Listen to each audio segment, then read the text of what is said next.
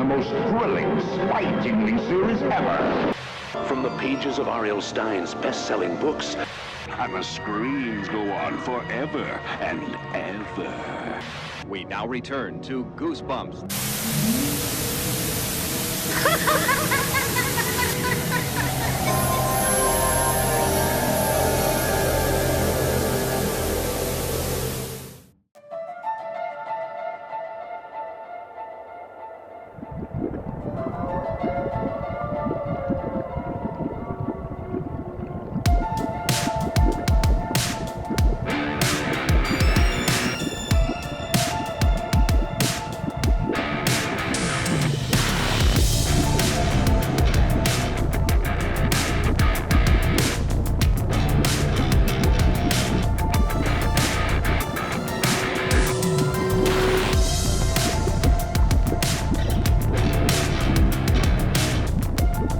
Come see us at Curse City Con in San Antonio, Texas, September 27th and 28th.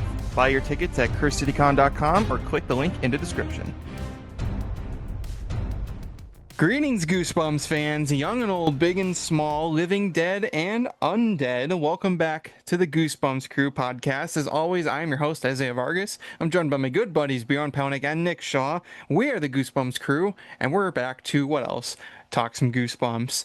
If this is your first time joining us here on the Goosebumps Crew Podcast, I want to just say, hey, hi, how you doing, and welcome to our podcast. We're glad to have you, because if you are or have ever been a fan of the popular Goosebumps series of books or the monster franchise those books spawned, or even if you're not as familiar and you're just kind of looking to see what all the buzz is about, then this podcast is going to be right up your alley, because as I always say, me, Bjorn, and Nick are some of the biggest Goosebumps nerds on the entire planet. We could talk about Goosebumps for hours on end, and that's exactly what we do here on this podcast. Every week we got a brand new episode talking about everything Goosebumps, whether it's the books, TV shows, movies, video games, merchandise, whatever it is that has Goosebumps in the name. We're going to talk about it so much that we're going to give you folks at home Goosebumps as a result. So with all that said, if you end up liking today's episode, make sure you leave a like and comment. If you're watching us on YouTube, subscribe to our YouTube channel and hit that bell notification so when new episodes go up every Wednesday at noon Central, 1 p.m. Eastern, you can get a nice little notification that tells you, hey, there's a new episode out. Go watch it now. But if you're just dying to get those episodes early, trust me, I know the feeling. You can catch them only on our audio platforms, audio only. We are on Spotify, Apple Podcasts, Amazon Music, iHeartRadio, just to name a few. You can find them wherever you get your podcast. You'll find the Goosebumps Crew. And of course, you can follow the Goosebumps Crew over on social media. We're on Instagram, Twitter, TikTok, and Facebook, just to name a few. You could also follow Bjorn and Nick at Goosebumps Aussie Fan and Challen, respectively, on their social medias and their YouTubes. All those links are in the description below, so check them out. Join the Goosebumps Crew today and become one of our many crew members. We appreciate your support in advance. But podcasters beware, you are in for a scare. So, welcome to Season 7 of the Goosebumps Crew Podcast. This is episode 91. We're so close to hitting that big 100 number. So, if you guys have been around with us since the beginning, thank you guys for all your support. Now, a few weeks ago, we talked about one of our more editorial topics. We talked about the hatred for the Monster Blood books that's kind of felt in the community. Looking back, actually, there are a lot of hidden fans of Monster Blood, so it was a little funny to look back on that episode and see that there actually are people who really like those books. Again, if you like them, totally fine. Today, we're delving into... you like them, you're a monster. Yeah, if you like Monster Blood. Just saying. You're a monster. We're delving into some more unpopular opinions today, and unlike the last time with Monster Blood, this is a little more general and a lot more focusing on the community's aspect and view of things. We are taking a look at everyone's favorite evil living dummy, that is Slappy. Isaiah. Yeah, sorry. You wish. I thought I knew the answer. I didn't. No, we're taking a look at Slappy, but today we are actually taking a look at some unpopular opinions about our favorite dummy. So we took to our social media to ask our fans, what are your Slappy hot takes? Basically, unpopular opinions about Slappy himself or any of his stories, episodes, movie appearances, whatever it may be. What are your unpopular opinions about the most popular and somewhat beloved Goosebumps character? We're going to find out about some folks who don't beloved him as much. But, of course, as always, for your opinion, we respect that. These are just our opinions. You don't got to agree with them. Yes, What? you do. Yes, yeah, no, you don't have to agree with us. This is just our opinion. So, but leave your Word is law. leave your Slappy hop takes in the comments below. We want to hear you guys. What do you think of Slappy, and do you have any unpopular opinions about our favorite living dummy? So let us know in the comments below. We'd love to see what you got. So, as Bjorn's always, legally married, Slappy. So What be do careful I what think you of say. Slappy? I got nothing negative to say about. well, I love guess of we my should life. go ahead and talk Okay? about beforehand. We are big Slappy fans, especially Bjorn. Bjorn is probably the biggest Slappy fan Sorry, amongst the Renee. three of us. There's reasons. There's reasons. Okay, I've said it a million times. Slappy was like my. You know when you have like your emotional support animal, right? Like your dog or whatever. Slappy was basically that for me growing up. So I got nothing bad to Emotional say. support dummy. He was my If you start emotional carrying support that thing around dummy. everywhere like an emotional support animal and Like stuff, growing up, like people are going to stay away from you. They're Yeah. going to think you're weird and a freak and probably a killer. Yeah. Just saying. He's my So- yeah. He was there for me growing up. Yeah, Through the tough times. Through the tough times. we're So. big Slappy He fans. used to talk to me and tuck me in. I actually, when I was like 10 or 9, I had like that first ever Slappy doll that you could get. I used to like literally sleep with that, like when I was a kid. You know when you had your I toy that thought you were really going to tell me like a story that he tucked you in one night, and I was going to like, I was going to you know when question you'd this. sleep with your favorite plush toy, like your teddy. He was my teddy. Do you know what I mean? Like so. Yeah. Yeah, but he's not plush. Wouldn't that hurt? Like you roll over at night, you forget he's there. He's like, I think I did hit his like head a right in couple the times chest. because his head's obviously hard. His body was soft, but like Well, I I'm was pretty gonna sure I say did it's hit more him likely you once. clunk your noggin on him, Yeah. something like that. But no, we've talked about Slappy many times on the show before. He's a beloved character. He is the most popular Goosebumps character, not even just villain, just character in general. He has had the most appearances. He's had the most appearances. I would say they're equally popular. Like Slappy and Haunted Mask are like the two. Well, the Slappy's had the two- most the Slappy's on more appearances in stuff. both TV and film. Yeah. He's definitely had the most books. He's had many, Doesn't many, make him many, the most many popular. sequels. Yeah. And he has appeared in many different promotional material, marketing, toys. He's everywhere. Slappy has definitely become the face of Goosebumps, as we've also talked about in a recent episode where we ranked the Goosebumps mascots. You can go check that one out if you haven't. But Slappy has become sort of the pseudo mascot of the Goosebumps franchise. So it's not surprising that many people have differing opinions about him. Some people love him like we do, and some people aren't as keen on him. So let's take a look at what you guys submitted to us on social media for your Slappy hot takes. Now, of course, But yeah, it comes down to a lot of things too. Like sometimes when something is the most popular, there is also that general like, oh, I hate it. Like, that does happen a lot too. I mean, Well, that's the I thing. sometimes feel that way about certain things too. yeah, So no, I understand it. I understand like where people can be coming from with that. yeah. It's like the current craze I see online. I've got Jack Black fatigue. Just to bring it home here. I love Jack Black. I can't get enough of that guy. I don't know what you're talking about. People were even saying that when he performed at Ozzy's show as a tribute. I'm like, dude, like he killed it. He's awesome. Mm. I don't. What's your problem? I got Jack Black fatigue. Well, of course, as Yeah. always, it's Exactly. everyone's opinion. So, we may not agree with it, but it's your guys' opinion.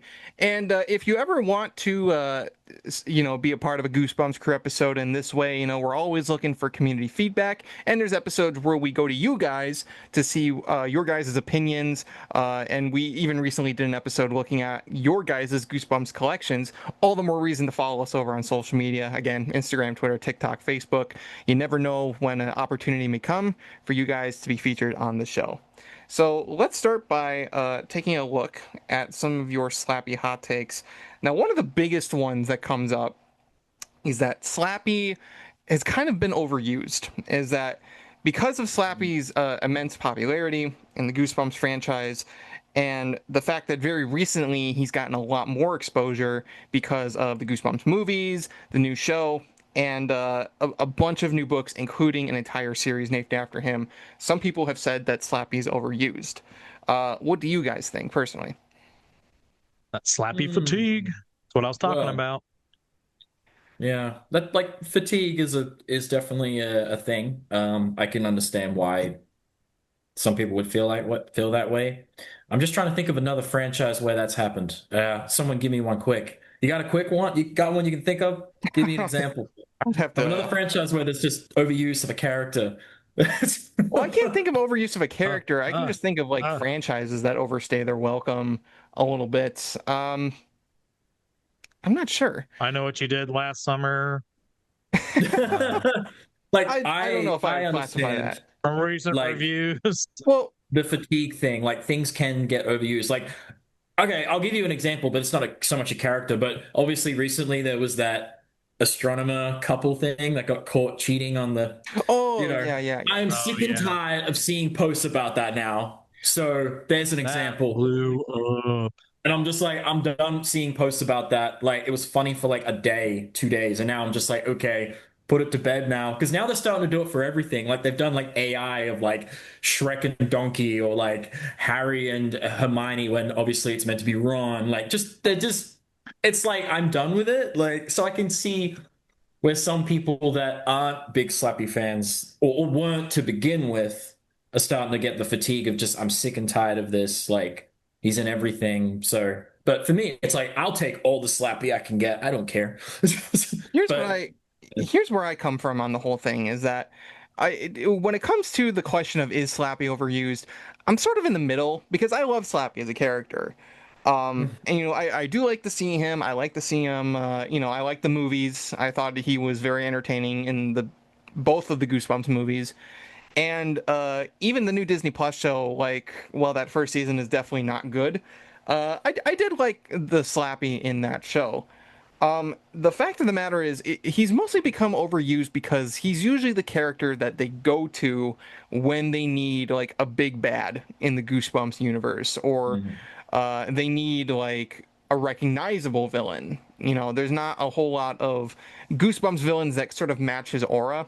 He's one of the only ones that can think, that can plot, that can actually kind of plan out attacks or manipulation or things like that. A lot of other Goosebumps monsters are usually, monsters. They're just that, monsters. They're sort of mindless, destructive monsters. Or a lot of them are like that in Goosebumps, yeah. Or they only have one goal and, nothing really else. They're not so much wanting to take over the world as much as just, threats that the characters have to overcome. Slappy is usually the one that they go to if they need a character who is I need to actually carry out an evil plan or something like that. Even that's a little questionable. We'll get to that in a little bit. But especially, I think with Slappy World, now that series had a number of books, many of which were related to Slappy. And I just think that, as you said, Nick, that fatigue really, really set in because there was so much coming out in one time. Even when you look back in the 90s era, there was the 3 Living Dummy books, there was Bride, and then there was Slappy's Nightmare, and those were the only Slappy books. Out of 87, only 5 were Slappy. So, and even though there was toys and, the TV show, he wasn't as, focused on. Now it seems like because the character's become so popular, they always have to bring him in to anything Goosebumps related. So in that sense, the argument of if he's overused is a toss-up. For me personally, I feel like people he can still be overused and people can still enjoy him. I feel like that's the thing. Just because a character gets used over and over again, doesn't automatically mean that it's bad. Just means that a character's popular. So, Yeah. It but happens with anything, yeah. Any franchise, I guess. there are some arguments that say because Goosebumps is an anthology and there's a ton of other Goosebumps monsters that are interesting and can have a lot of depth to them. Some people are saying, let Slappy rest for a little bit and shine some light on some other monsters, So I feel like that's where the argument comes from what I've seen. I can see that. I mean, I would rather have a break from a character once in a while just to either create a new one or shine a light on another one that maybe doesn't get the spotlight quite as much. Because then at that point, you can add more character depth to that particular character that maybe they didn't get in a previous book or an episode or whatever the case of media that is. So I can see that. I mean, when you start focusing, when it's a big anthology franchise like Goosebumps and you just focus mostly on one character, again, fatigue really does set in. I mean, that is a legit thing because it's literally just on everything and everywhere. When maybe you really like the Mud Monster more, or you like, I don't know, the horrors more or something, and they're just not getting the love because Slappy's taking it all. It's not like it's SpongeBob, literally it is a title character in a title show. You're not going to have fatigue with that because it is literally about that character. Yeah, you know what you're getting into. With Goosebumps, Correct. like, it's such a vast universe of characters that you start to wonder, like, why are they going back to the same well? And at that point, if a character is being overused, the stories start to suffer because you're trying so desperately hard to figure out ways to bring that character back, especially when it comes to a villain like Slappy, where he has his backstory and that's kind of it. He has a few backstories. Well, I was going to say, and that's the thing, it's not even one consistent backstory. He actually has multiple. That's actually which is really odd. So that actually has come up a few times in some of the submissions that we've gotten. And one of them comes from Katie Doodles over on Instagram. It says the Slappy World series in particular retcons so much and is so poorly written on purpose as if the idea is that Slappy himself is writing the books. And what I think comes from that is that there's a lot of like things introduced and then forgotten about in another book. So there's no consistency with his character. And I do have to be honest, there is some truth to that. And I think it just mostly comes down to a writing perspective. Is that because you have to find ways to keep bringing him back, there's That's always not really that difficult, though. I mean, Slappy's Magic, even the TV show, the 90s one, did a good job saying, like, you can't destroy the evil inside that dummy. It turns into a green gas fart. He flies away, takes over Harrison. Well, I'm just saying, there's ways around it without having to change his backstory every time you just want to bring him back. Well, here's the thing too, and relating to the TV show, and I think this is actually another submission. I'll have to take a look at who it was, but somebody just said like, how the hell did he come back after being blown up in Living Dummy 3? Like, he got annihilated and he still came back. It's like the spirit. The body. Well, that's the thing, the body. Hey. Now, I will say, Living Dummy 3 did start with Slappy's head cracked. There was like a piece missing. So there's some sort of like, connection between the second one and the third one. They tried, even though it was like broken wrong and on the wrong side. Yeah. Very weird. Like They at least they tried didn't with even that go one. back. They didn't even go back to the old episode to be like, let's try to match this up. Where they were just like, fuck it, let's just. There was an And attempt. he was twice as big in the third Yes. one. Yeah, and he looked like a child wearing a suit when the dad was sometimes. holding him. I mean, either the dad's really small or Slappy grew like 2 feet in the same episode, not even just from 2, because he has different sizes in 3. Like, it is absolutely crazy. Like, and then you've got like what I like to call Goomba Slappy. Like the head's really small and the shoulders are broad and he's really big, and it's just like, what the hell is this? Yeah. Like, I know it was a rush production show and they were on a shoestring budget, but good lord, like the transitions were so jarring for that episode. The Sue actor to like the 2 or 3 different versions of the dummy, and like I said, like you've got Goomba Slappy over here, just like with a baby head and big ass body. It's like, god damn. So I don't know. Like, I get Slappy fatigue. I really do. Mhm. I just wish, they did stick with one particular backstory for that character. I mean, imagine going to like any other main character from a franchise, like say Harry Potter, and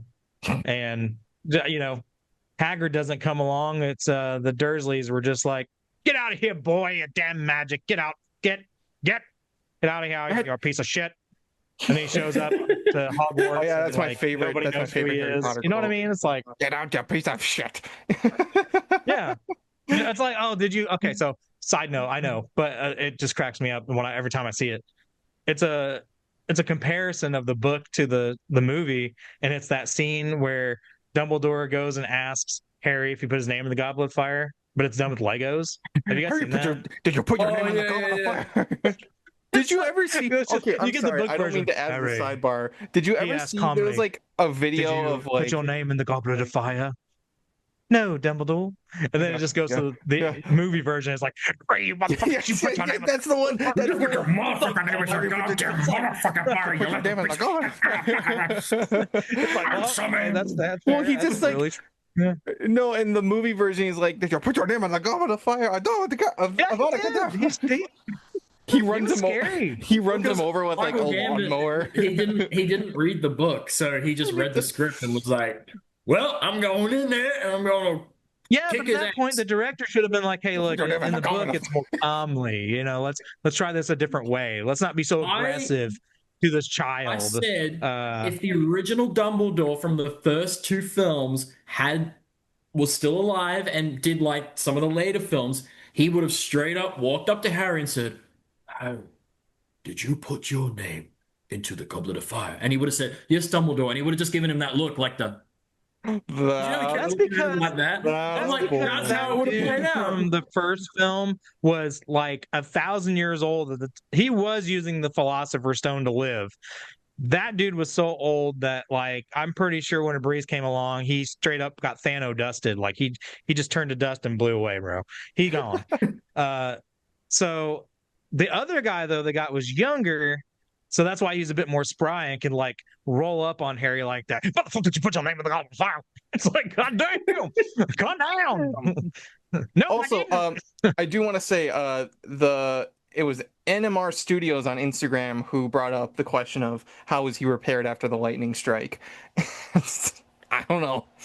Well, that's the thing too. It's How does Chucky come back every time? Shut up.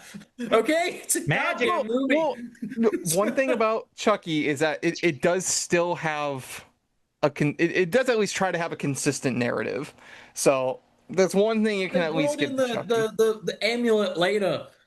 There was no mention of that until Bride of Chucky. Hey, listen, I'm not gonna so pretend. on that note, would it stand to reason that maybe Slappy, there were multiple ones made, like he wasn't a unique dummy? Well, the thing is that like the main backstory, It's the just one that's the most spirit popular, can transfer to other ones, kind of like Chucky doing all that. Well, the most popular backstory is that a sorcerer built him out of cursed coffin wood and then just brought him to life. Like, so maybe it's a thing where the wood itself is like. And he got siblings too. If you're a real Goosebumps fan, you know the best time to dive in is after dark when it's quiet, eerie, and every creak in the house suddenly matters. G Fuel helps you stay in that zone. Clean energy, no crash, just enough boost to keep your head clear and your nerves steady through every creepy episode. Grab yours at gfuel.com or click the link in the description and use our promo code GBCREW at checkout to get 20% off your entire order. Perfect for late night fear sessions with the Goosebumps Crew. And thank you to G Fuel for sponsoring this episode. Here's the thing about Chucky, though. I got to go back to that quickly. So, like, they brought in the amulet thing and Bride of Chucky. There was no mention of it in the first three. And he says, I was wearing it the night those bastards gunned me down. It shows, like, the clipping of him, and he's wearing it. I go back and watch that damn first movie. Ain't no amulet around his... Well, he also... Okay? You also got to wonder if... Photoshop things... magic. You also got to wonder if he... it showed the image when he was laying there. If he stopped to stab a pregnant woman in the stomach and then go rob a store. Like, you go back and watch that first movie. When he's laying there, that shot of him dead, there's no amulet. Okay, but I'm not going to pretend like the Chucky franchise had great reasonings for bringing him back either. That's just the best comparison. Now, I will say... He even says at the end of Bride, oh, what the heck? I'll be back. I always come back. Like, somehow. No, I've actually seen... I'll come back somehow. I'll come back. Here's the thing, though, about... I'm glad you brought up Chucky, because many of the submissions we got either said that Slappy is scarier than Chucky, or that Chucky is scarier than Slappy. So there's very much a divide on who is scarier. I think if you went the rated R route with Slappy, he might be scarier. But because Chucky's more comedic. Slappy doesn't normally do a lot of physical harm to the kids, though. He usually does a lot of just like getting them in trouble. No, but if you take the Disney Plus show route where he just has a stooge as a puppet using his magic to kill people. Yeah. Because those people died. Those people are dead in that show. Like they openly say every time they use that spell, it's not that they get turned into a puppet like Zane did. These people are fucking dead. D dead. but here's if you watch Spawn, you know you get that joke. Here's the thing about Chucky, though, is that when it comes to like danger, I do feel Chucky's scarier because he's a serial killer and like he's always plotting. If you go R-rated with Slappy, he could be too. But the thing is, though, like even if they went R-rated, like what besides getting someone else, you got to put it on a level playing field. If it's going to be R-rated or if you're going to go PG-13 rated. I just don't... Well, besides the Disney Plus show, I don't know what he would physically do to another in the book, he tries to turn kids. Well, he could do anything. In the R-rated version. He's not like magically bound not to hurt anybody. When you go back even to the 90s show episodes, he doesn't kill anybody, but he's able to get up, walk around, turn people into puppets or whatever, you know what I mean? Like squeeze someone's hand. He actually did more in the 90s show, even though he didn't kill anybody. But that's because, again, PG rating. If you went R rated, yeah, he's walking through the night. He's not just taking a paintbrush and screwing up your painting. He is straight up going to stab you in your sleep. Use your blood as the paint kind of deal. And then the sister wakes up. R-rated version. I don't know. I don't know if Slappy would go. He ain't gonna be squeezing some little girl's hand. He wouldn't because he's not rated R. But that's what I'm saying. If you're going to compare the two, you have to make him rated R. You can't compare and say one's scarier than the other because Chucky's going to be scarier because he is a serial killer. Our producer did bring up a good point, though, that he did try to beat the fuck out of the parents in Living Dummy 2 with a guitar. So. Hey, yeah, he almost did an R-rated. He almost did. Thing. Yeah. All right. Almost. But that is also a hypothetical. I would say if we're looking at them now, I still think Chucky's scarier.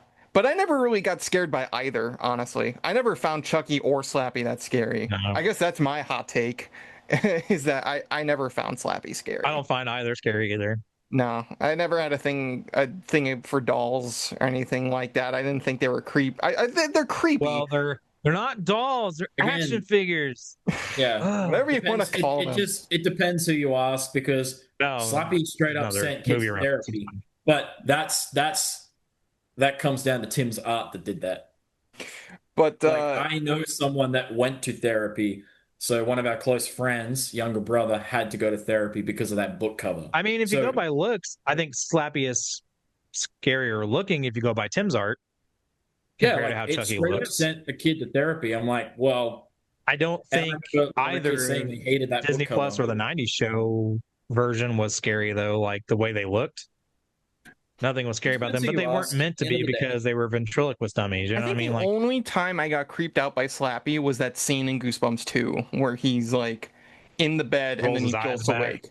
Yeah, Oh, like well, I was talking about when he like changes the mom and he's doing the spell, but like his eyes roll back into his head, Undertaker that was style. creepy. That was creepy. I was like, oh, that's I was not what I thinking of the expected. moment where, actually, you know what? Two moments.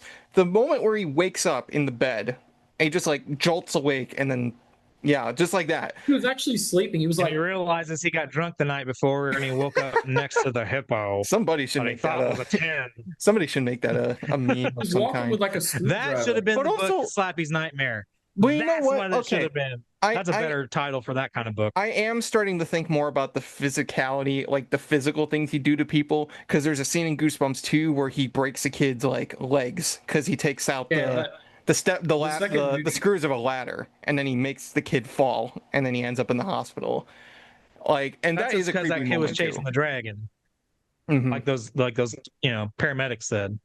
Honestly, He's I high. think I've said this Chasing the before. dragon. I think all the way at the beginning when we did the ranking of the Slappies, I think I did say I think Goosebumps 2's interpretation of Slappy is one of my favorites. Because he's actually creepy because he has a goal.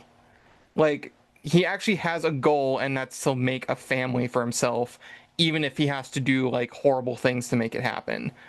So I think that's well, like that scene there where he hurts that kid because he broke Yeah, up, when he he pulls the cheated on his screw out girlfriend, of the ladder, just straight up falls. and Like he did it out of that was a cool revenge. ass He did ladder. it because he cheated on his girlfriend, which was the sister in that movie, and then he I do the found a way same to for get into Madison the Eisner. school. Yeah, he found a way to get into the I would break school, that and kid's then legs. yeah. Yep. Well, I Yeah, would do no, the I same. even just you know what? Slappy did break that kid's Actually, legs. you do make a Yeah. point. He is creepier in the second. He is actually genuinely creepy in the second movie. But even when he just enters the auditorium and the kid's like, "Can someone like bring something up to me?" You just hear the sure, and you just see the doors just close behind him, I and he's do. just standing there. And then like that whole sequence is kind of creepy. You know, I Yeah, can imagine to like a young kid, that's a especially. great. Honestly, I kind of wish that Haunted Halloween wasn't, like didn't retread the first movie in the second half. I wish it was just a straight like Slappy movie because they were doing pretty well with that concept in the first half. They were But doing it right, more like what you would experience reading the book. Like moments from the book. I remember that was my review. Like the film kind of sucked, but like there was moments in the film that made me feel like I was reading a Night of the Living Dummy book. And it was those moments at the hmm beginning that felt like it was I enjoyed it, actually but my only complaint walking out of the theater when I saw it for the first time was I thought this was called Haunted Halloween. It really didn't have a Halloween vibe other than the fact, they brought some decorations to life. But again, Slappy being the main focus, they didn't like why couldn't some of the decorations be Goosebumps characters? Like I think that would have been kind of neat.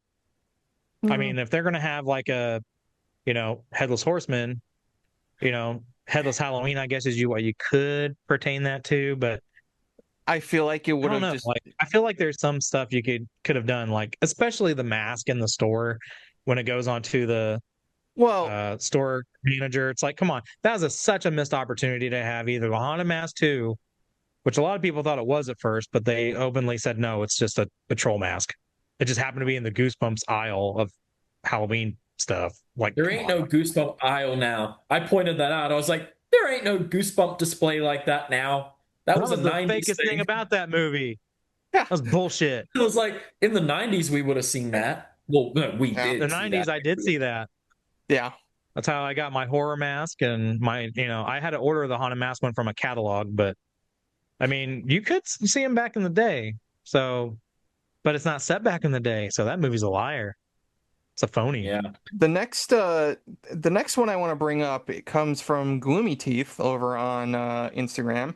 He says my hot take can get is that he can get really boring or repetitive if he's by himself. He needs to be a part of a duo or more, or duo or more to really peak. Like him and Jimmy O. James' dynamic goes hard because he's interacting with someone he's known for more than a week. So Dummy meets the mummy. That's because he was a slave. There you go. I do like it when he works off of other villains or other monsters because he gets to show a lot more of his like egotistical personality. Like a lot of times he tries to take control. Like what if you put him against like someone of equal or greater like intelligence or strength? Dummy meets the mummy, or even like many of his siblings, evil, Mr. Well, yeah, Snappy and Rocky in the episode. It is interesting when he goes up against or teams up with someone else. I personally feel.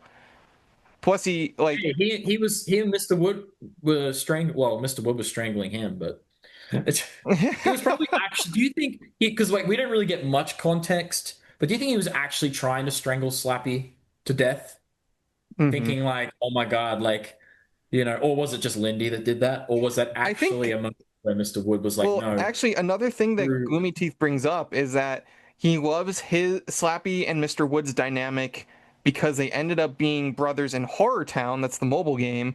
And they both are just so petty that they're the ultimate sibling rivalry. They post up every time they see each other, and it's hilarious.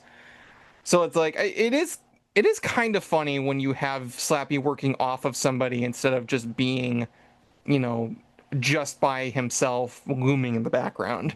You know what I mean? Even his like thing with Stein in the movies was like a little interesting because there was some sort of history there. You know what I mean? Yeah, and that because like we were saying, none of the other monsters could speak in the movie. Only Slappy could speak, so he would speak for everyone because he was like, "Oh, my friends in one place," and the rest of them are just going. He speaks for them all because he's like, I all can sound talk. like Mario characters. Sure. The only other character that could have spoken if he had appeared in the movie would have been Curly, because I imagine Curly would speak. But I can't think of missed any opportunity. One of those skeletons in the movie could have been Curly. And like him and Slappy could have had a fight like they did on the live on stage thing, where he's like, I'll introduce you to the boneyard, and he's like, don't you intimidate me, you little splinter. Like they had like a little funny, banter in the show, and I feel like they could have brought that into the movie. And ultimately ironic considering where Slappy and Curly are now in terms of exposure in media in merchandise. Like they should have fought in the second movie or something, like, and it could have been really funny. Like we would have all instead of loved it bringing because Jack Black back. I would have liked to I think the skeleton could have been Curly, and because of his disdain for Slappy, he could have just helped the kids and been the Stein character for that particular movie. Yeah, could have been Curly that helps them. That's how it should have been. This dummy took over my position, sirs. Yeah. It's a little bitter. Well, and then like they go into the store, like the what was the store they go into? Party City. What was it called? I think it was just a pharmacy. Like a pharmacy, and it had like the costumes, right? Yeah. Supposed Curly in the movie had no hair. He was just. They go in there and they go through like the aisle and he finds like the pink mohawk and goes, "Oh, this looks cool," and he like puts it on, and then you're just like, "Hey." Takes the Aussie glasses and scarf. Puts the glasses on, like, and he puts this little scarf on, and they're like, "Oh, that looks way better." And he's like, "Yeah, look kind of like some kind of mascot." Yeah, that's rad. You gotta throw in. I look like some sort of mascot, a Goosebumps mascot. They put on Goosebumps merch. That would have been sick. Like, I would have actually cried if they did that in the movie. Like us 90s fans. That would have been great fan service. Like, oh, yeah, that would have been bitchin' fan service. That would have been a fan service, like amazing, Moving on to our next submission, it actually comes from Maddie Gonzalez, the artist behind the recent Goosebumps graphic novels. She says, "My only take is that when I'm feeling in need of a good laugh, I go to the Goosebumps wiki and read the entire list of his powers. I mean, Again, they change all the time, much like his it backstory changes all does. the time. Honestly, you know what? That's one thing I don't like personally, is that they're always changing up what he can and can't do. I wish he kind of just had a specific list of like what he can do. You know what I mean? He's always changing up. Like sometimes he can change people in the dummies, and sometimes he can't. Sometimes he can, sometimes he's completely separate from his own body, and sometimes he's not. Sometimes he can mind control people, and sometimes he can't. So it kind of adds to the inconsistency thing about his character and his stories, is that it's always changing. I just kind of wish it was a little more consistent. He could do anything in the movie, apparently. Straight up anything. Oh yeah, in Goosebumps 2, he's just like boom. He did more in the second one again than he did in the first one. And if he could do all the stuff that he did in the second telekinesis. It begs the question why he didn't do those in the first film as well. Well, again, it just goes to prove why he's better in the second film than he is in the characters first. Into life, and they freaking was it Mortal Kombat characters? I can't remember now. Street Fighter. He turned those little toys. Street Fighter. Well, Street Fighter. He straight up turned those things, like brought them to life, and they were fighting each other. I was like, he could literally do anything. Okay. He had to keep using the words to do it, and which is kind of weird that they're just used for anything, because those words are supposed to mean you and I are one now. But it's like he just uses those for everything. So is he just one with everything now? Yeah, actually, it'd be kind of sick. Yeah, why not? Yeah. But I mean, that is a good point. Honestly, just he has an entire laundry list of powers because the story pertains that he must have this ability. Pulp Fiction Books over on Instagram. He has said the newer Slappy books from Slappy World, Dummy Meets the Mummy, Diary of a Dummy, I Am Slappy's Evil Twin, are better than the original Night of the Living Dummy books. What do you guys think? Because I actually haven't read many of those. I haven't read anything from Slappy World. I've heard that there are some good Slappy World books. It's like it's down the middle of whether or not they're good or not. Everyone's opinion is going to be different, right? I mean, I didn't care for Slappy's Nightmare, which might be a hot take. I did love Bride. I thought 1 was kind of weak, but we went through all this with this like Slappy ranking too. Well, that's the thing too, is like, you said the original Night of the Living Dummy, so that's 1, 2, and 3. 1 I'm meh on, and 3 I'm even more so. 2 is the only one that I think is really good. So I guess if you're talking about the entire trilogy, amazing. I mean, I enjoyed 3. Yeah, but 2 is still the best like we said, book I've read. 3's episode was but 3 made the episode so much better than the book. Oh yeah, the episode was better, but in terms of the books, it was it definitely wasn't as good. Cracked me up. And I wouldn't deny that there are probably some modern Slappy books. I would have to reread them, and there are some that I haven't read yet. But I mean, I have heard that some of them are good, some of them are not, but some are good. You know what? You get the same thing in the new ones. It's Slappy. You just get the same kind of antics, and I'll read them all. I don't care. I'll read them all. Oh, here's another one. Lucy0520 on Instagram says Curly is cooler. Also, Slappy is just a Chucky ripoff. It's because Curly has glasses. Yes, and yes. It's because Curly wears shades. Curly wears shades. Chucky did come first. He's cooler. Yep. But Curly is cool. No, Pinocchio. Who came first? I'm pretty sure there was even before Chucky. I'm almost positive. Howdy doody. There's way more. But they're not even the same. Chucky's a doll and Slappy's a ventriloquist dummy. Come on. You can, but doesn't mean you can't take inspiration from said thing. I mean, we've even had people on this podcast who've said, I probably ripped that from Chucky for the episode. Like straight up, I probably ripped that from Chucky. So, I mean, it depends on what media you saw a ventriloquist dummy or a doll that was alive and took inspiration from. Because everything rips off there's not something, a lot of original ideas anymore because they're all just rehashed at this point. It's almost impossible at this stage in history to make something new that's not the same in some way to something that's already come previously. So, is he a ripoff of Chucky? Probably. At least in And then some way. Chucky's probably a rip of someone. Like everything rips off each other. Yeah, exactly. So it's like, is what is there. Well, so that's why I said yes to that. But in many I do ways, think Curly's it's never like a ripoff. Some people could claim that. I don't think it's really, set in stone true. But in some ways, everything's a ripoff of something. It's a hot take. You ever hear the? You ever hear It's a hot take.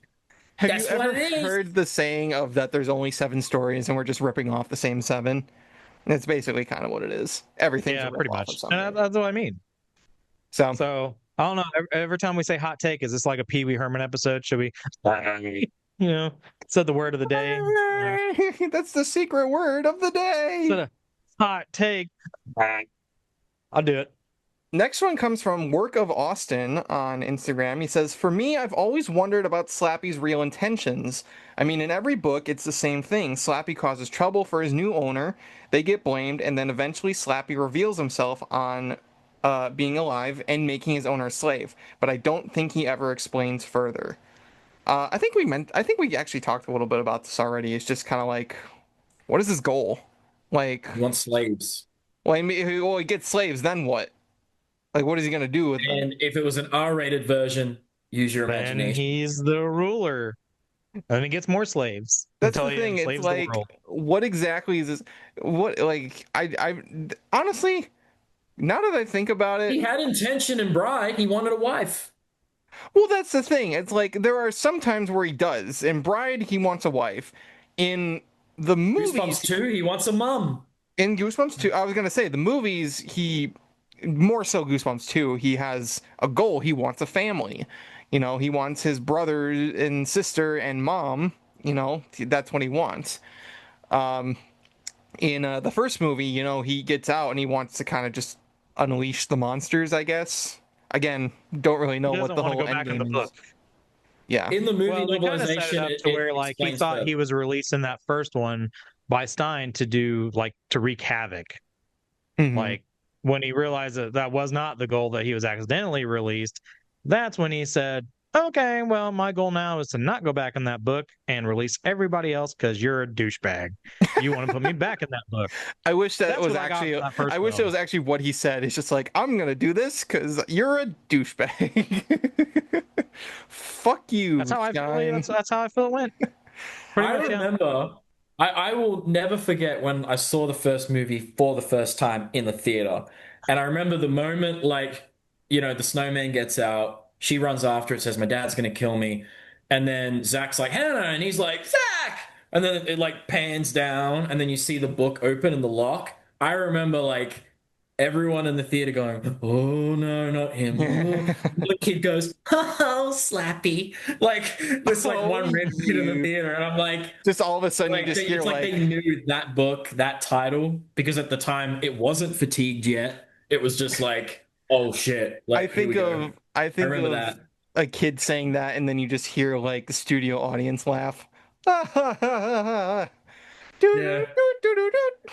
Get the laugh track. I remember that. Kid goes, "Oh, Slappy," and the mom goes, "Oh no, not him." Sounds like, "Oh no, not him, not him." And you know what? And I even have to give credit to the 2023 show, even though it was stupid.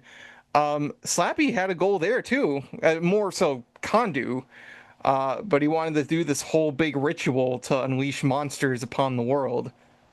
Stupid goal, but it was at least a goal. He has goals in certain books. Other books, you don't really I will find accept out the goal, that as a goal. If it weren't for the fact that the writing just completely jacked everything up to that point. I said it was a goal. I didn't say it was a good one. No, I'm fine with the goal. It was the writers about how they were trying to get there, and you didn't know the entire time what his goal was. Yeah, he was a World War I soldier that died, and then he got magic powers. Oh, okay, and I guess you want to release monsters then too, because you're in war. I don't know. Which It was is weird. honestly It was so really funny that convoluted. I don't know. Slappy's backstory is that he's essentially the ghost of a of a World War One soldier. It's really weird. It's so weird. Cue the My Chemical Romance video. Yeah. If you listen to Ghost of You, you know what I'm talking about. Oh man. MCR baby. Uh Goosebumps 3KO on Instagram says Slappy's nightmare is the biggest hot take because it was so annoying to hear his every thought. I mean, I hear mixed opinions about that book anyway. Is that really so much of a hot take? I don't know. It was the first book where they did something really different, thought though. that was a good book. You don't see a lot of people discredit that book for being bad. Mm. I mean, it's not my favorite. It was the first book where they did something different finally. Yeah. They finally did something different. Well, And I liked it for that reason because I remember reading all three books. Definitely, that was a plus. Cried, and then I got to Slappy's Nightmare and I was like, wait a minute, this is not your traditional Night of the Living Dummy book. This is different. Well, and it's interesting because it's one of those books that's told from the third person. It's not like first person of Slappy, but it focuses a lot on what Slappy himself is thinking. And I kind of like that. I like when we get to know more about a villain's way of thinking, especially like Slappy, which up to that point you really knew nothing about. Like you didn't know how he went about things. So, I guess that is a hot take for me because I like that book. But I have heard the story. I've heard some the people cover say art, that they yes, don't Nick, was a little bit. But like the book itself is not bad. It's just it's different. It's different. It is different. Honestly, I don't even think this next one's that hot of a take. Woody on Quill and it's Woody on NyQuil. That's what it is. Woody on NyQuil says, "I honestly hate the movie Slappy design." Yeah. And it cost how many thousands of dollars to make it? 50,000. Yeah. Don't let the people that created that doll hear you say that. Honestly, it's not that the movie design's bad. I just wish it was a little scarier. You know what I mean? They made him cute. I remember there was a girl on Instagram back when the movie came out, and all she would say was, "He's so cute." And I was like, he's not meant to look cute, but okay. Like, yeah. I prefer the TV show version, obviously, but maybe that's a hot take to that person because again, it depends on who your circle is or what Reddit or forum or whatever you're on. Maybe the majority really like over the moon with that Slappy design. So hot take, you're the minority now, so it is a hot take maybe to that person, but I don't know, I disagree with that one. I don't think that's a hot take either, just because like we just mentioned, I mean it was very cutesy. I mean, I don't like the design, but there are a lot of people that do. Well, CS Memorabilia doesn't on Instagram. He also says, "I expect some hate for this, but I can't stand how Slappy looks or sounds in the movies." Jack, you don't like Jack Black's voice. Honestly, I think they should have left Avery's voice in there. I love Jack Black, and he doesn't do a bad They're very job. similar. He doesn't Avery's do a bad voice job. Suits the doll more, I think. I do think Avery's voice suits more. I would rather have taken Avery's voice in both movies over Jack Black. And even though Mick Wingert, who does the voice in 2, is better, because he's actually a voice actor. There's only 2 moments in the movie where I liked Jack Black's Slappy voice. There was only 2 lines the delivery that I enjoyed, and it was the first line, "Hello, Papa." I liked how he sounded when he said that line because it was kind of sinister, and the part where the school bus blows up. And he says to the werewolf, "Follow the scent, lead me to Stein." The moments where he doesn't really kind sound like Jack Black. Like, because there are many times where you're like, okay, that's just Jack Black doing a voice. Yeah, like there was some sinister sounding moments in the voice that was just great. And those were the only 2 lines where I was like, that sounded cool. Well, like, and it's not just because, we're friends with Avery Jones, but Avery, I feel like, does a character. Like, he actually does a character when he voices Slappy. So, which makes sense because he's a puppeteer. Which is his profession, yeah. I mean, that he's done it. That's why he got the job. Mm-hmm. And Yeah. I mean, Jack, I feel is funny and a great actor and everything, and their voices are similar. But like you guys said, there is moments you can be like, yeah, and Avery would have done this differently and better because it's it involves a different kind of tone that Jack's just not picking up for this one, or even Mick in some instances. Even though I think, yeah, I agree, he did better, but than Jack did. But then also, Jack's not really he is a voice actor, but he's not a like true all He's the not time voice actor, if that makes he's not sense. primarily a voice actor. He'll do it, and he has done it, but Yeah, he's Kung Fu mostly an Panda, on-screen actor. right? Yeah. I mean, because They should have just got that was a new back. character that he could do whatever he wanted with. So it made sense why he was better in that Kung Fu Panda role. Yeah. Well, Kung But Fu to take on a Panda, character that's already established with Slappy, and you but had even then, Cal doing it a in lot the of his 90s. a lot of his roles when he voice acts though is mostly doing his own voice. Like I like him as But yeah, Bowser, but he's like the Rock in every yeah, movie. He plays himself. exactly. That's the thing. You get Jack So Black, you're getting him to play Jack Black like 99% of the time. Um, so, but the Goose Block doesn't agree. He actually thinks that Slappy's voice with Jack Black is better than Avery Jones, which I could also see. I can see both hot sides. take. I could see both sides, honestly. Again, it's not to say Jack Black is bad. I just personally prefer Avery and even Mick. Like I don't know, because they're both actually like voice actors. They lean into the character a little more. I We just could think have Jack just got Black's Cal better. Dodd back, and then we wouldn't have to fight over who's better. True. Could you But imagine Cal True. Dodd Slappy doing the voice for the movie? That would have been insane. Like, I don't know if it would fit the look that they gave Slappy in that film, though. I kind of I want now, to think I see did a like a video. I dub think I did a voiceover video of where I put his movie voice over. Slappy and Cal's voice just to see what that would look like. Someone make it now. Someone edit that. Slappy in the movie with Cal Dodd's voice. Cal's now, voice.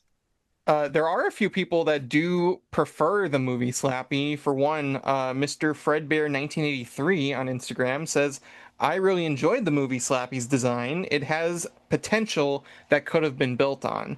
And Ol Lachi says, "Movie Slappy is my favorite version besides the books." So That's what I there's mean. You're gonna have everyone different hot take opinion yep. on what they like. We grew up in the Take. 90s era of Goosebumps, so we'll say the 90s Slappy, and then they grew up in the this era of Goosebumps, they'll say the movie version. And then you'll say some that watch the 2023 show and go, "Oh, that's my favorite." Funny enough, there is one person that did say that. The Boundless Five Yep. says they like Mr. Wood over Slappy, but in terms of Slappy, they actually prefer the 2023 Slappy over the 90s Slappy. So, Blasphemer! to some people, Cut this out! Spider Gremlin 1 says two things. One, not exactly a hot take, but I wish he had blue eyes on more merch and book covers. And secondly, I'm not a huge fan on how modern Slappy mostly seems to joke way too often, at least in Slappy World. So just kind of against the fact that he jokes a lot, I guess. I mean, he Which, joked in the 90s too, but I mean, was it a lot compared to today's? I'd have to really I think look it at was that. I mostly really when don't he was know. trying to get someone in trouble. Like when he's making Well, insults, he's trying to like get somebody else to look bad. At least how I see it. well, kind of. I mean, you get the few jokes that he throws in once in a while, like, when he's turned Zane into a dummy, Yeah. that really terrible joke he gave.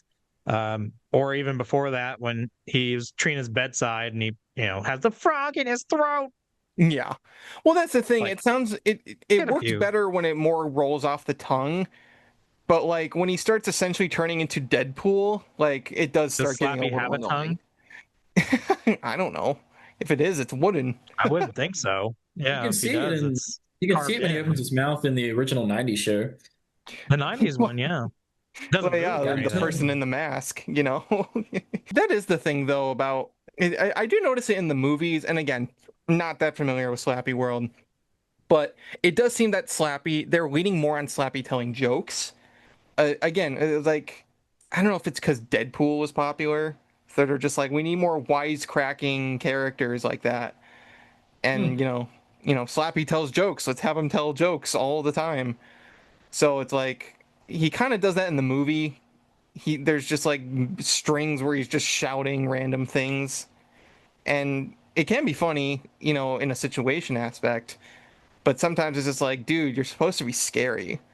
Like, you're supposed to like All be right, scaring me, folks. not making me laugh. Slow down, but I can't reach the brake.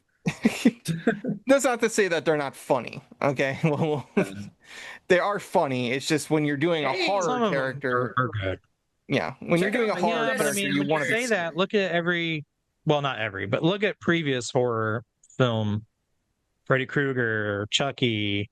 You know, there's probably more I'm But, blanking on right but now. even But like, I'm just saying, there's other ones that do comedy in their horror. well, but that's the thing. You look back at Freddy Krueger, you watch Nightmare on Elm Street 1, and he does tell jokes, but he's still first and foremost a horror villain. So he's like Oh yeah, well, I scary. mean, It that wasn't was a until film like though part where they 6 that he weren't was just turning really into a Looney sure. Tunes character. Oh, no, I mean, like it gradually progressed because especially when you get into 3, Dream Master, Yeah. my favorite one, but that went off the rails kooky. All right, and Yeah. I mean, yeah. By the time you get to 6, yeah, he is, like you said, just straight up a Looney Tunes character. It's hilarious. Yeah. The But the scene where he's pushing the bed of spikes like Wile E. Coyote, like yeah, hmm. fuck that movie. the so Freddy's Dead is a what's the 6 shitstorm of. where he's like Super Freddy, he's like super buff and Yeah, it was like it was when he was in like the comic kids thing. yeah. Yeah. But then there's like one Super with a ready. video game controller, and I mean it Yeah, gets crazy. Oh, hey, you real forgot the power graphics. glove. Yeah, exactly. That's what I mean. And same That's thing just with fun. Chucky too. Like Chucky kind of just devolved into being kind of like, like a horror comedy character. But if you watch Child's Play 1, he's telling Mhm. jokes, but he's still scary. Like, I still think He's of the scene kind where of he's telling like, jokes. I mean, you really don't get a lot of Chucky in that first one. well, the You scene know, where he's it's like, not until the end when he reveals he's alive to the I think audience. of the scene where he like first reveals he's alive. He's like, "You stupid bitch, you freaking like." Oh, that's hilarious to me. Like I It's laughed funny to so me, hard, but it could be scary to someone else. That's the thing. especially like if, there was a video going around of him the Spanish version of that scene. I think it was. Oh dear Lord, that is just comedy gold. I haven't seen that, but I should look it up because I do want to see Oh, look it that. up. It is so good. um, I do want to bring it back to the first thing that Spider Gremlin said. Wish that he had blue eyes and more merch and book covers. Uh, I don't know. I do prefer the Otherwise, green More eyes. merch, more book cover. He's got the most merch and book covers, I think, to anybody Oh, no. for sure. Not Is that what he's merch. saying? Having blue eyes instead of green eyes. Because he's usually portrayed with green eyes, but they wish that he kept the Oh, blue eyes. yeah, I thought oh, you like said all like the blue merch and eyes stuff. and more Yeah. merch. And I was He like, did on the more cover of merch? book What? 2 and 3 But yeah. and Ride and Slappy's Nightmare. He's got blue eyes. Hmm. I think the first one of Tim's that he had green. They actually probably told him later. Actually, he has blue eyes, and then he changed it. Yeah. I don't know. It does seem like he's more often than not portrayed with green eyes, but a lot of Jacobus's art had him with blue eyes. That could And be the case too, but it could also just be like, well, I don't know. I'd have to ask Tim specifics on that. But I mean, like, wouldn't it make sense that his eyes were green because like that was also the color they used for like his evil fart spirit? Like maybe he can just glow his eyes green, you know? He's full of fart gas and his eyes are glow green. I get it. Ugh, I don't know if that's the case. You know, it's like people with brown eyes, they're just full shit, you know? Don't trust nobody with brown eyes. I don't do Brown don't do eyes that. or brown undies, don't trust either one. Oh, Nick, Both are full of shit. Nick, you're definitely going to agree with this next one. This comes from Ilis Eric over on Instagram. He says, Tim's design has never been 100% consistent through his run. The design elements stay the same, but the way things are shaped, i.e., the eyebrows, eyes, head shape, mouth length, etc., it's almost like the idea of taking someone's work and having different people attempt it. And I don't mean his clothing either, I strictly mean his physical appearance. I feel like you would agree I with don't that agree one. with that. I don't agree with that. You don't agree with that? You're the biggest Yeah, hater of course of. I agree with that. You're the Of biggest course hater I of agree with Slappy's that. Nightmare and his fucking alien Because head. it kills me as he goes on in artwork. It's so freaking weird. Like, I love you, Tim. You know this, man. God, why? Why? He starts just getting like he almost looks like he's getting a receding hairline as it goes on. Like it really just These damn kids are Slappy's stressing him out. He's starting to lose his hair. you think he's just gonna like one time just have like a massive bald spot going down. He's gonna have like one of those hairdos where it's just on the side. He's gonna start looking like George Costanza. Exactly. Just get him the glasses. He'll be hanging around That's his the house next all book. day. Yep. I don't know. I do agree with that, and there will be a time where we get more into that about Slappy's design going forward. But it's like if you do look at the original Night of the Living Dummy compared to like Slappy's Nightmare, and even like what they were coming up with for Goosebumps Gold, it did look very different and not for the better. He had this massive skull and then just like the elongated jaw. I kind of like the jaw, but it was Like an really just alien. starting to like hang It got longer with down. every book cover. I Mm-hmm. don't. Again, his head got bigger and his jaw got longer. Yeah. What? Like, Tim, did Yeah. you forget what you drew the first time? It's jaw God. dropping, you can say. Ugh. Uh, All right. On that note, good night, folks. Good night. Good night, everybody. Here, I I'll wait. mean, Tip your waitresses. what waitresses? Good night, We're by everybody. ourselves. So, one person over on Facebook, TJ Tozier Strandlin, I hope I said that right, Strangle. says that he needs to be kept from being a main player in any and all things Goosebumps for at least 2 to 3 more years before we see him again. So basically, just give the character a rest for a couple Well, he years. ain't in the game, and he wasn't in the Well, board I don't. game. Well, he was in the Clue game. Maybe. They've already excluded Yeah. him from Goosebumps the game, Terror in Little Creek. So, and he wasn't the I would first say. graphic novel. I'd say like only maybe once a year kind of a deal. I wouldn't say there needs to be a gap of 2 to 3 years. Think maybe 1 or 2 slappies a year wouldn't be terrible, but you know, to each your own. At Bro Yeah Nice, aka my friend Nicole, over on Twitter, uh, Way to out her. I'm going to Maybe she didn't say want her real name out here. no. She had written this actual like massive rant on our Twitter post. I don't want to hear it, man. I'm not going to go through the whole thing for time purposes, but there are a few things I do Footnote. want to bring up. If you want to see the full thing, go check out our Twitter post. Okay, well, if you're gonna read this rant, I'm holding up this picture the entire time you No, ranted. I'm not reading the whole thing, but I do want to bring up a couple things. She said that there's been basically a feedback loop where Slappy is consistently elevated above other monsters for no real reason. He has no power or motivation over other monsters in the movies. The comics place him as a leader, crypt keeper type guy, and he's not good for it. See Slappy World. She made this picture right here. It says, I make another Goosebumps adaptation. I put the most time and effort in Slappy. Slappy's the most likable character from the adaptation, and the Goosebumps brand continues recognition to rely on one character, and the cycle repeats. So that's one thing. And uh, another thing is she said, this is more my personal gripe and not a take, but I think him being softened up to appeal to more kids is a bad thing. He should have stayed scary. It would have given him more staying power and actually made him a decent villain.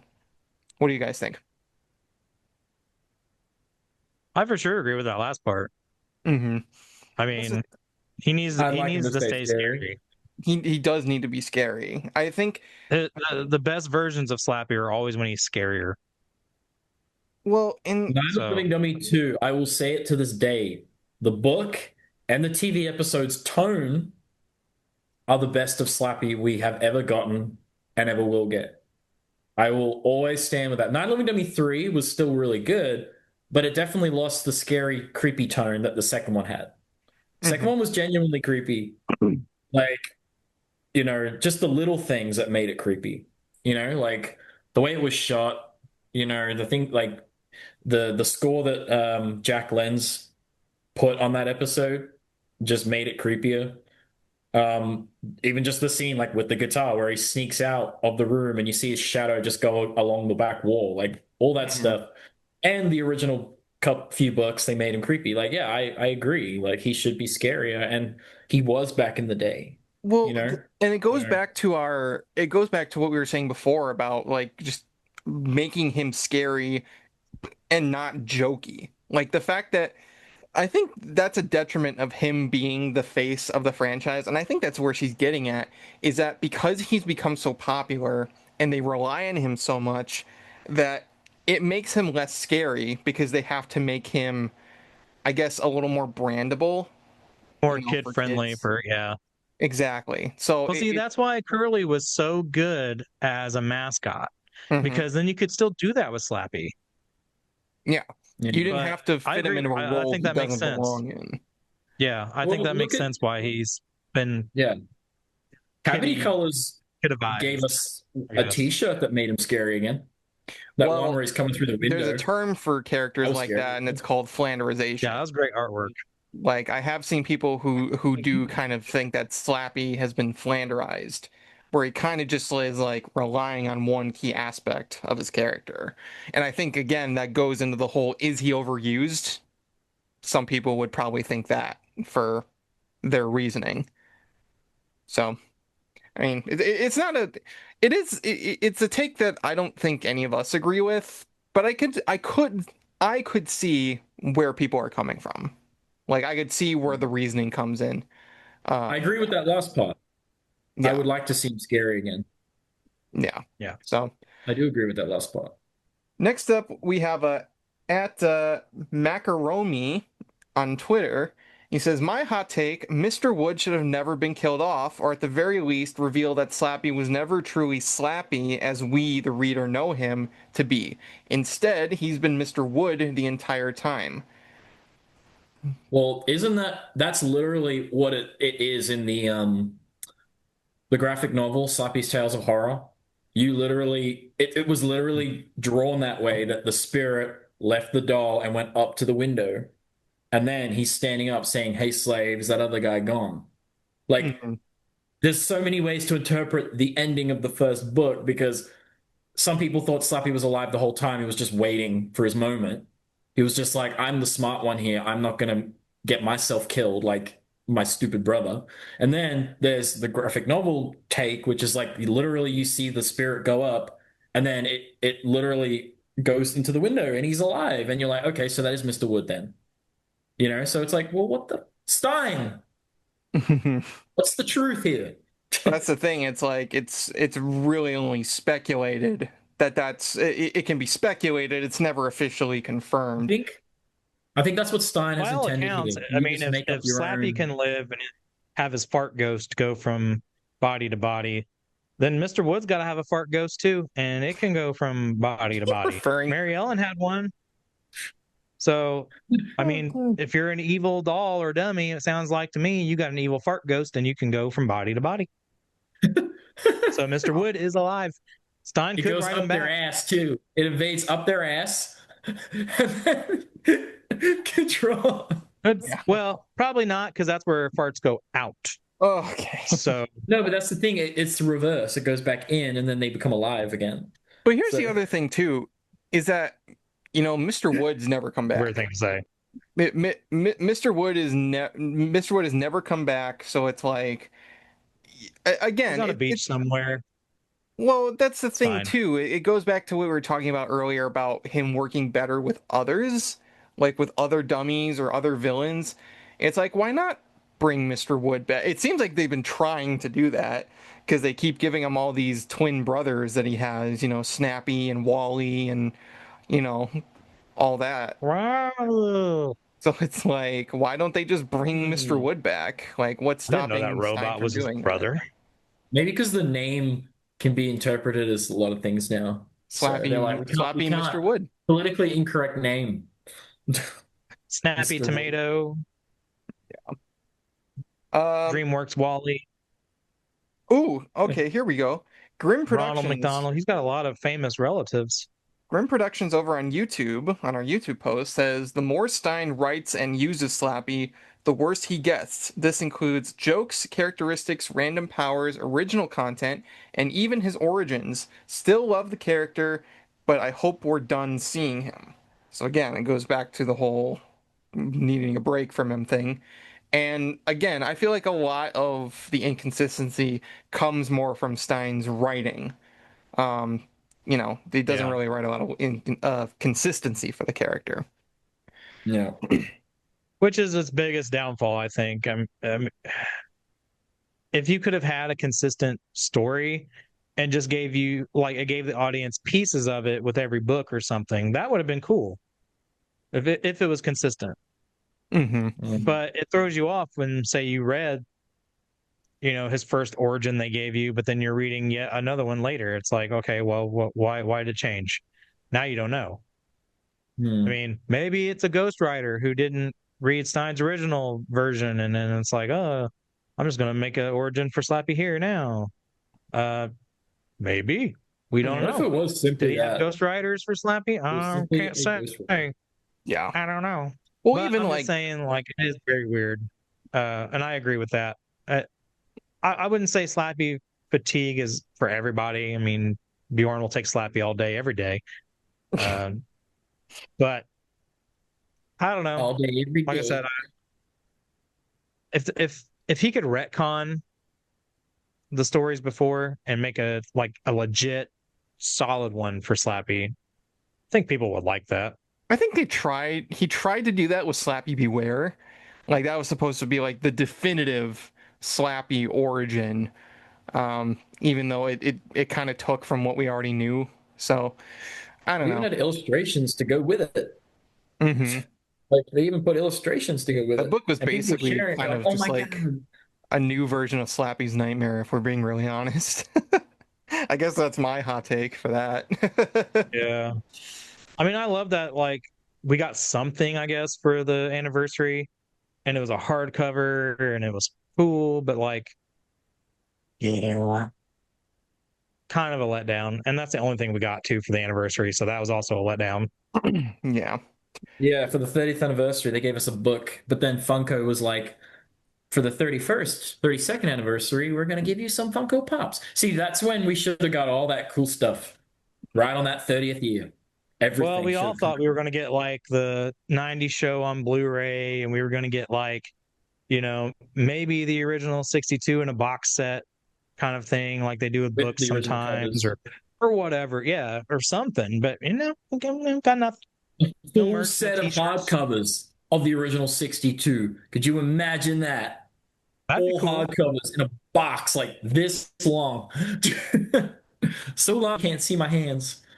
That would have been cool. I mean, if they did that even in like breakdown sets, you know what I mean? Like shows due 1 for to seasons 20, or something. 21 to, yeah, like 1 to 20, and then the next one, and then, yeah. Yeah. I mean, I think that'd be a cool idea. I would have bought that. I mean, you could still buy them all as a set, but they just come in different, like individual boxes, kind of like old box sets where it was like 4 books, Yeah.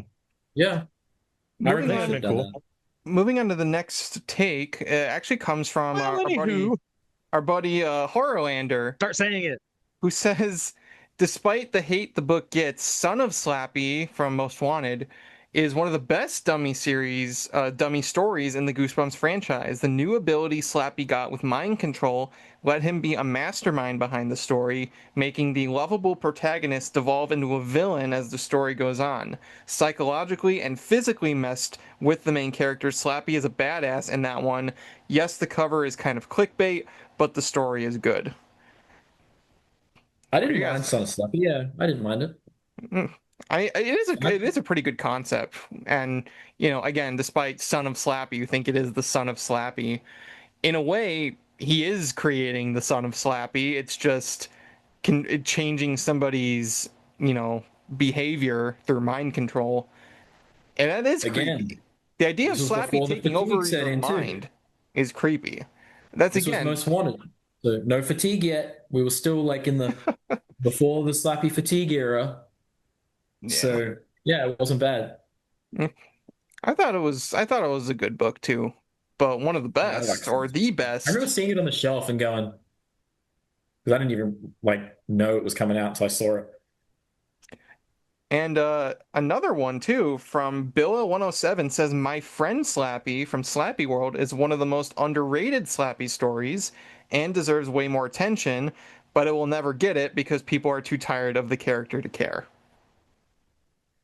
That's the thing. Stein could be writing a good Slappy book, but because of the overuse, they're not even bothering to give that book the time of day. I can see that where that comes into play too. It's like that happens a lot actually. It's kind of like Pokemon, right? People like didn't care after like the second season or whatever, but those that actually watched Pokemon X and Y, the series, will say it is like one of the greatest of Pokemon. X and Y was phenomenal. The animation Happens with is every show that fucking goes amazing, on. dude. Like Yeah. people loved X and Y, the series of Pokemon. It was phenomenal. Like I remember we watched all 25 seasons. We got to the X and Y and it was just like so well done. The animation was the best animation in the entire show. The battles were insane, how it was shot and put together, well, like animated, put together. And then Journeys was still good, not as good as X and Y, but the final episodes were really good. So I think Pokemon fell into that trap with the anime. Like you got the original two seasons, which have the Indigo League, and then people kind of didn't really care by the time Johto was kind of going on, and then you had all the in between stuff that was still pretty good, but then you get to X and Y, and it was just like, wow, this is so good. I remember like because we watched the whole thing, and Renee was like, whoa, like this is just the animation's just gone through the roof here, and it was so well done. Like there was actually really sad moments and good action, but no one cares because no one cares about the Pokemon anime anymore. But then those that actually watched it like rate it as high as the original season. Like it's so good. So I recommend Pokemon X and Y. This may be a Goosebump podcast, but that's just one example I thought of straight away. Yeah. It's like, you know, Ooh, Doesn't mean we can't discuss other Slap. well, we can use franchises other things as from examples. time to Yeah, time. Yeah, exactly. and that Slappy was Tube official says, "Oh, while Jack Black did a good job, Avery Jones should have been the voice for Slappy in the movies. I remember being a kid and being so confused on why Slappy sounded much different than in the actual movie. I kind in of the did too. press. In the I press, yeah. noticed it.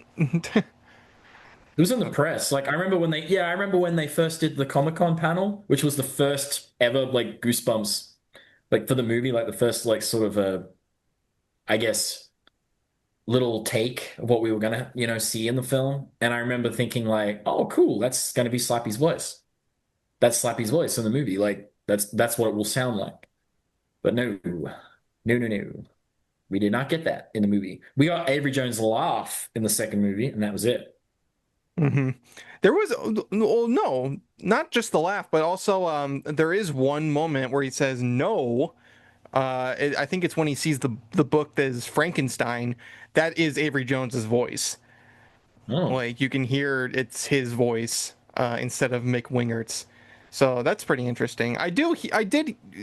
The story is basically that he dubbed the whole movie himself, and then they brought in Mick because they wanted him to still sound like Jack Black. So Which is ridiculous. yeah. You literally just had someone you're paying to puppeteer in voice, but now you're going to pay somebody else to come in and voice as also. Nothing against Mick, but I just think that's so dumb. Yeah, that's not his fault And though. Avery more earned that spot from being in the first film too. Yeah. So, just maybe that's my hot take. yeah. At the Blob 089 also says Son of Slappy is one of the better Slappy books, landing somewhere in my top 3. I gotta reread this book. Yeah, I might reread it tonight. I'm not even kidding. Like, I read it when it came out, like in what was it, 2013, 14? 2012. That was the start of that series. 2012? Oh, God, I was close. 2013. Yeah. I couldn't remember the top That's of a my head, 13-year-old book. I read it when it came out, so I could not tell you exactly what I remember from it. I'm going to have to go back and reread it. Generally, when I read a Slappy book, I'll read like one or two usually. I'll just go straight and grab Night Living W2 off the shelf and read it. So I'm gonna have to. Oh, Bride. I will reread Bride quite a bit because I actually like Bride the book. It's really good. Yeah. So I might have to read Son of Slappy tonight. At Safia and Marco dish out on movies. Slappy has been ruined by his more modern and kiddish interpretations. He's been in so many stories that you have to question his real goal. Is it just to cause trouble? What is the end goal when people actually become his slaves? Therein lies another problem. Slappy is not allowed to say the word slave anymore. So stupid. And it also says, thankfully, Mr. Wood has not been ruined yet.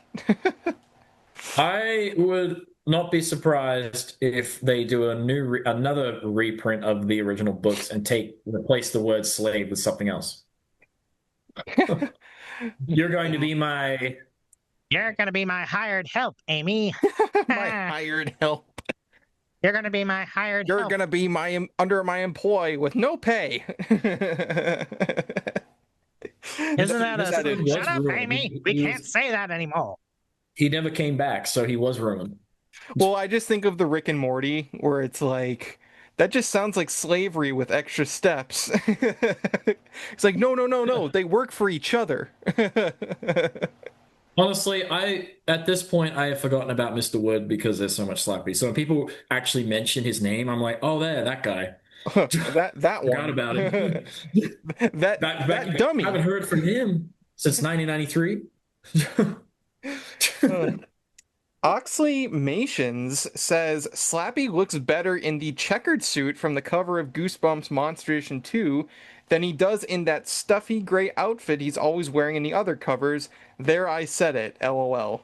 I do like the Monster Edition version of him, though. I always liked that cover art where he's holding the book report by Slappy. I always liked that. Do you like the checkered suit that he wears in that one? 80s Slappy. It is very 80s. It would have been cool. 80s teacher Slappy. I find it interesting how he was wearing that checkered suit in that live on stage, like random framed picture they had on the wall. Mm-hmm. It was like the Tim Jacobus artwork, but they just changed the shirt to the checkered shirt. It was really weird. Weird. I think it's different. It's meant to look like he's in school because it says book report by Slappy. So that's a big thing, saying that it's better than because so many probably really enjoyed. Yeah. Somebody probably really enjoy the suit version of Slappy rather than a checkered 80s teacher version. But that probably is a hot take because that's probably the minority. Even I prefer the suit version of Slappy. So at Monster Blood, that's just the name, Monster Blood, says, I don't know if this is a hot take, but Slappy in Goosebumps 2 is more menacing than in the first one, and the sequel movie is overall more fun. I agree with both those. No, not a hot take. That's a cold take. I agree with that. That's a freezing take. That's so cold. Yeah. We already agree with that. Done. Yep. We've agreed with that on a few different episodes talking about it. So, not a hot take here anyway. At Brady K2Z says, he's not that strong. Punt him. And his backstory is changing in every other book. He also says, big fan of us. Well, thank you, Brady. We appreciate it. Punch him. Punt him like a football. Yeah. I've actually seen other reviews say the same thing. Like they use that Family Guy footage of I think it's Peter just like punting Stewie and when they're doing a fight scene or whatever. It's like this is equivalent to this or what was the other one? It was Austin Powers and Mini fight. They did it for Chucky. Just do the same thing here. Yeah, I remember seeing like if Chucky movie was real life and it was like Austin Powers like with Mini Me in the back. It was like somebody did the same thing with the Slappy. Or it was like once you realize this dude's like 3 feet tall, just fucking kick him. Or that one, Yeah, if it's movie Slappy, he'll just teleport. or that one gotta kick him Slappy and video just that we just watched where it just like put a pillow sheet over him and just hit him a few times, put him in a box and push him down the stairs. Yeah, but in Bride, remember in Bride they So hope you explain don't his find his strength paper is gun. like he's got like really strong. He's like got really powerful strength in Bride. They already explain that. I'm not a hot take there. I remember in Bride they already say that like he's really strong. Like he Mhm. doesn't have like little dummy strength. He's got like human, like grown up groom strength. Well, again, another I inconsistency. can't really say that's a hot take. Yeah. So, at Dreadful Nedburn says Slappy is a great idea, but at least in the books has never been worth the hype. His popularity is 100% down to Tim Jacobus's cover art. Slappy World only made it worse by rapidly multiplying his books with gimmicks. The more powers he get, the less scary he is. Every single adaptation is better, if just because there's fun performances behind him. I don't know. I mean, I don't know. I Kind of a haven't rehash read of Slappy, kind of a so I rehash can't of things we comment on already that. answered. yeah. But No, That's a rehash question. no, it Yeah. goes a little more in depth about like another reason why he's becoming less scary is because they keep changing what he can and can't do. So the fact that he has like it can't just be a creepy dummy that wants to like physically harm you. He has to like, I don't know. What if one book he becomes a necromancer? That's pretty scary. that's pretty scary. I'm I gonna don't know. bring back Amy's dead body. I see where Haru you're coming Maria from. Donaloma. Honestly, if he well, that's another thing too, is like very rarely is there ever any like Get zombie Amy. actual connection between any of the protagonists. Jimmy O. James is the only one. Jimmy and Brittany from Horrorland are like the only two that have somewhat of a longer connection with Slappy. At least when it comes to outside of the movies. So Yeah. I can see where you're coming from, Dreadful Ned Burns. Ooh, okay. This is the last take, and probably the one that Bjorn you're gonna probably hate the most. Lazy Zombie 25 says Night of the Living Dummy 3 is not only the weakest dummy episode, but also the weakest primetime special. I can't agree with that. No. That is a hot take. That is like absolute garbage question. Moving on. Garbage hot take. Well, Hail to the I'm no. curious as to why. I'm curious as to why It's not only one of the best specials, but it's like one of the episodes that made the book better. So I'm just like, no, don't agree. Yeah, no, I mean I don't agree with it. I'm just curious, but I mean, I especially think when you I don't know. I mean, when you break down all the specials, that one I can rewatch more than say Terror Tower, as much as I do like Terror Tower. There's Mhm. just more going on enjoyment wise that you can get rewatch value from out of 3. So I don't think it's the weakest by far.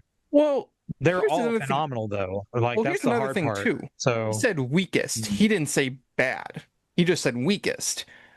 Technically, if you say that the other two are better, it still could mean that you like it. It's just you like them the least out of, what you got. So Mm. I wish there was a little more yeah, to that so we could actually know. well, I mean, if you go by that route, I mean, I still put it over Terror Tower, but Terror Tower being last doesn't mean it's awful because obviously I really like Terror Tower. It's just Well, all the specials exactly. are so good. It's just I have a different rating system than what everybody else would probably have. So for me, Terror Tower is probably last. I get a little bit more enjoyment out of Night of the Living Dummy 3. I will say it is better in the book, so I agree with Bjorn on that. So Oh, well, I absolutely. don't see that being even a comparison anymore. It's kind of like Haunted Mass 2, it's episode far superior. I do think So, it is a hot take by that perception, but at the same that time, is like you said, probably the hot take. well, like you said though, is that Terror Tower is what you consider the weakest, but you still like it. You still think it's good. So again, it's unless they outright said that it's like a terrible episode. I mean, that could just be what that means right there. So I don't know. I'm willing to. Yeah, because I mean, We're when you look asking a at guy that primetime has specials, 45 copies of the VHS tape. I cannot answer this 45 question. copies on VHS. It's just funny to say 37 though, eh? I have 37 copies, but I have 45 now. So 45 five to copies go. on VHS. And there's not a single one on eBay that's in Australia, so it's I getting don't know if hard you to get the exclude. last one. I know they came out on VHS, but if you exclude Horrorland, Bride, and Werewolf Skin, just keep it to what the original 7 prime time, I guess. If you're going by that, like Stay Out of the Basement, Welcome to Dead House, The Haunted Mask, Haunted Mask 2. You know, that is tough. I will see. This is where it gets me when you start doing stuff like that with really great episodes of the '90s show. Yeah, that's a hot take, dude. I like that hot take though. It's a good. I don't think it's the weakest. Don't think it's the weakest though. But it's a good hot take. It has good rewatch value despite its inaccuracies. Taking a look And over by here. inaccuracies, I mean student actor, Goomba, Slappy, all this other stuff. The scream that we all make fun of, Goomba. like in multiple Slappy. episodes. Goomba Slappy. Taking a look over here at Reddit, this next one. Now these are ones that are not submitted to us, but I did want to see what the Goosebumps Reddit had to say about Slappy. One of them is actually just one line. It just says, "Slappy Birthday to You is the worst Slappy book ever." I'm honorarily have an opinion. I tell you. I don't remember. Yeah. It's been a while since I read it. I would have to go back and look. I don't remember it, so you can tell that it really didn't have a big impression on me. So take for that what you will.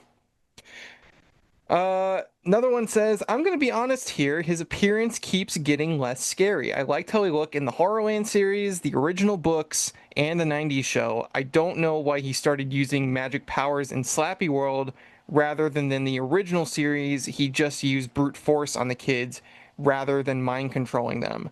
Don't get me wrong, he's an awesome villain. There's just a lot of questions that need answering." I mean, we kind of covered that appearance. He evolved. I don't have another answer for that. He evolved. Yeah, we kind of already covered that when we talked about the appearance and how it's changed, and probably due to the fact that it's just because, like Isaiah said earlier, used to be fat, okay? It's just now Pikachu was Chunkachu, and now he's he's more PG. Yeah, now he's lean, right? I will say Pikachu can't be fat. Heaven forbid we have a fat guy as a representative. Man, screw that. Chunkachu forever. I will say it was a fat Slappy in the live show. Yeah, I do remember that. Exactly. I will say that I do wish that they did not change the Dorman design for Slappy, because I like that one from the Horrorland series and the first couple of reprints. I like that one more. When they changed it in Slappy World to the movie version, I didn't like that. I didn't think it really looked right. I thought the original version he did was scarier and one of the better designs for Slappy, in my opinion. I don't know if that's a hot take or not, but that's how I feel. I don't know. Maybe that's something we'll look at down the road. Like, we'll have people submit their fan art or what they think Slappy should look like in today's modern Goosebumps. Yeah. Just don't go to Tumblr. Should he be scary? Another comment on Reddit says, "I preferred him when he would just appear every now and then and would just be a dick to people, not when he's constantly used and treated as the biggest and baddest Goosebumps villain." I will say I do agree that I don't think he should be portrayed as like the most powerful or the most like, deadly, because I don't think that's the case. I think there's a bunch of other Goosebumps villains that outrank him in how deadly and dangerous he is, certainly in whether or not he can really be like the big bad villain. I don't know. I think it depends. You know what? You gotta think, like, how would his magic compare to like what we've seen in like Be Careful What You Wish For or something like that? Yeah, when he's going up against like actual sorcerers and stuff like that. If you compare it like that, I would say, yeah, he's not very powerful. Yeah. But they do make him seem like he's like the most powerful, like he's the ruler of all Goosebumps creatures. which is kind of weird. I don't understand why he had to be the big like ringleader of the first movie, if other than the fact that he just let them all out. So like maybe they're just kind of like, oh, I guess he's the leader. I will never forget one comment I saw that was just like, why doesn't the werewolf just fucking eat him? It's like, that's a good point. Use him as a claw post, bro. Start just scratching at him. Yeah. You know? If I were the werewolf, I'd be like, why am I taking orders from a puppet? Like, what leverage does he have? Even the snowman, just take him, rip him apart, bro. Just bare hand, just rip that sucker in half. Like, I don't get it either. I don't. It was in the original. I mean, he'd probably just have to on a car, drive him off. But so, in the second draft script, one of the bug-eyed aliens does challenge Slappy in the second draft script. So if you read it, find it on Google, and he hovers over Slappy like this, like, why are we taking orders from you? Slappy shakes his hand and he explodes. Jesus. Second draft script. I made a video about this so long ago, and I posted it, and I put the link to the script in the video. So just find my video. Nobody watched it. That was back when I was getting views. Go find that video. Just me and your mom watched it.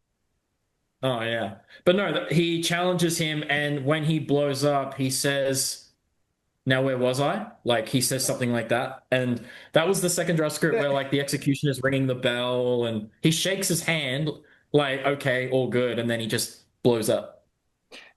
And you know what that reminds me of, though? That reminds me of the scene from Batman '89 where the Joker shakes that guy's hand and then he fries him with his hand buzzer. You know what I mean? Yeah, like that's literally what happened in the second draft of the script. So if they'd put that in the movie, then people would go, "Oh, I understand." Just feel like he takes the alien. He's just like, "You are a vicious bastard, retaliant. I'm glad you're dead. I'm glad you're dead." I'm pretty sure my video was just titled "Second Draft Script" or something, and I put the link in there. I'm gonna find it now. I'll have to read through it. I don't think I've read through that yet. Cuddles was in it. Cuddles was in the script, like originally, and basically when they're at the police station, they blew up Cuddles. In the police station, he's got them tied up. Fluff flying everywhere. And Slappy's just got Slappy's basically leaning over them when they're tied up, and he's got Cuddles there, like pinning them down so they can't move.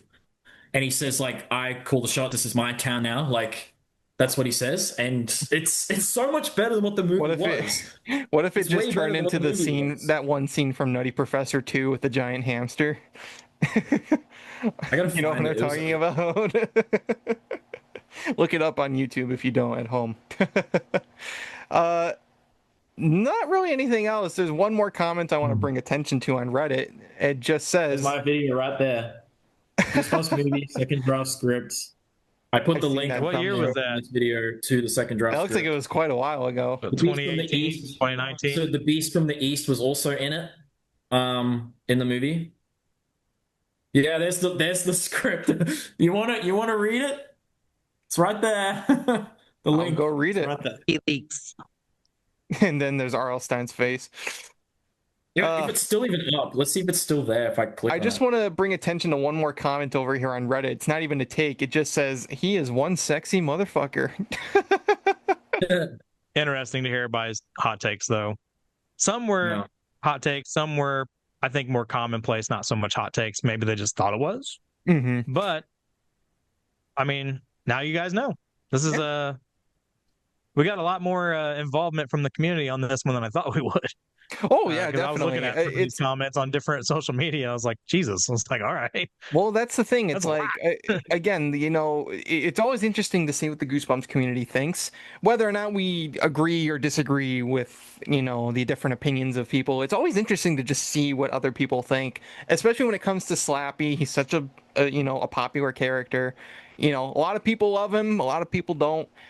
Different factors go into that, and it was very interesting, like you said, Nick, just to hear your guys's you know, opinions and hot takes on the character of Slappy. And if you guys want to see us do more sort of these like reacting to hot takes, whether it be on a certain character, a certain book, sub-series, or even just the franchise as a whole, let us know in the comments below, because we'd be interested to hear your guys' opinions. And we love getting the chance to interact with the greater Goosebumps community. So feel free to let us know in the comments below. And another reason, once again, to go follow us over on social media, because we're always looking for your guys' feedback. And if we ever have questions to give to you guys for future episodes, you definitely want to be over there so you can get those updates. Even in our newest Discord server. Yes. Join today. You can actually go check out the link for our Discord server. It's in our link tree. You can find it on our social medias. We'll also leave a link in the description below. But that is going to do it for tonight's episode of the Goosebumps Crew Podcast. As always, make sure you follow Bjorn and Nick at Goosebumps, Aussie Fan, and Sean, respectively. If you liked today's episode, make sure you like and comment. If you're watching us on YouTube, subscribe. Follow us on our audio platforms and social medias. All those links are in the description below, so check them out. We'll have another episode. Even if you didn't like it, do all those things anyway. It's free. Do it. It's all free. People like free. It's free. It is free. So we'll have another episode for you next week. But until then, this has been the Goosebumps Crew Podcast. And from all of us here, I want to wish you all, as always, to take care, stay safe, and have a very scary day.